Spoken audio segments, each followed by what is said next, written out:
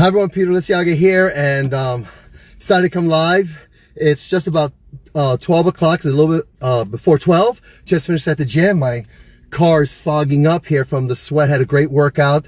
Saw one of our parents, Mrs. Dash, there, so she was getting after it with Coach Darryl. So it's pretty awesome to see that, encouraging to see people that you know getting after it and working hard. But I just want to come on here. There's something I wanted to share with you that was brought to our conversation. One of my mentors today was that he said that, hey Peter, no, realize that, because I was telling him, because he asked me, how am I doing? Peter, how are you doing? And parents, this is going to be probably something important for you, because I've been talking to my students about this, and it just happened to come up in my conversation with my mentor. And as a parent, I help my children, my own kids, understand this. But he says, Peter, because I was telling him about my body's getting older, my hips are getting challenged, and my kicks are not as high as they used to be, and my body's going through the changes. It's aging. I'm going to be 59 years old, so natural things are happening, and I'm feeling weak. And we were talking about weakness, and we were talking about power and weakness. And he came out and said, Peter, you got to realize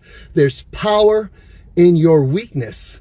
And I says, great, I love the way that sounds. Tell me more about it. And he says that, well, your weaknesses expose where you need to work and work hard on, because to overcome those weaknesses, to adapt, to improvise and overcome your weaknesses, you must dig deep.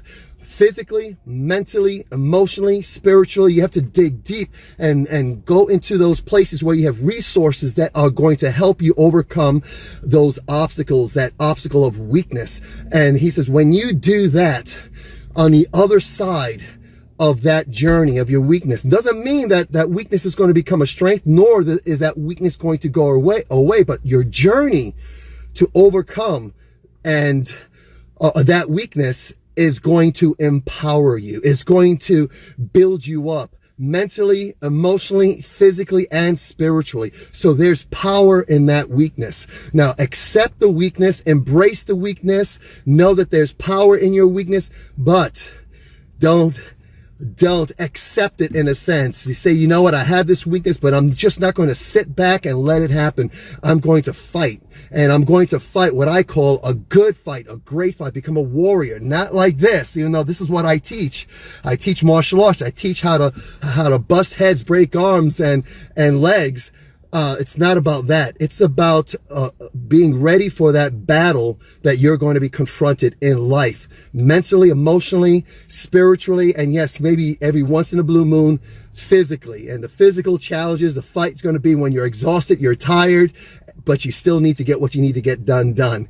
And the reason why I get up early, the reason why I train so hard, the reason why I read so much, the reason why I surround myself with such great minds, successful thinkers, is because I'm weak. And I accept the fact that I'm weak physiologically. That's why I got to go to the gym. I got to keep my body moving and healthy, because it's getting older, it's aging.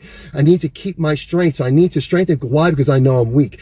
I read and listen to these higher thinkers, and they challenge me to think broader, to expand my mind. Why? Because I'm weak there, and I want to take it to the next level.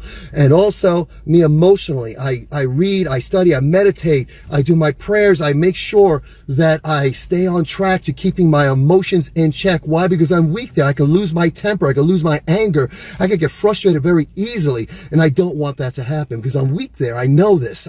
So I embrace my weakness, I don't accept it, and I find ways to overcome. I improvise, adapt, and overcome. So there is power in your weakness, and I thought I'd share that with you guys today. Hope you have a great day. I'm heading back to my home office. I'm gonna feed my machine, feed my body. I'm gonna get cleaned up, and then I'm gonna get back to work before I head back to the school to teach about 5 classes today and change lives. I love it. So I hope you guys have a great day. Take care. Thanks for spending this time with me, and talk to you guys soon. Take care.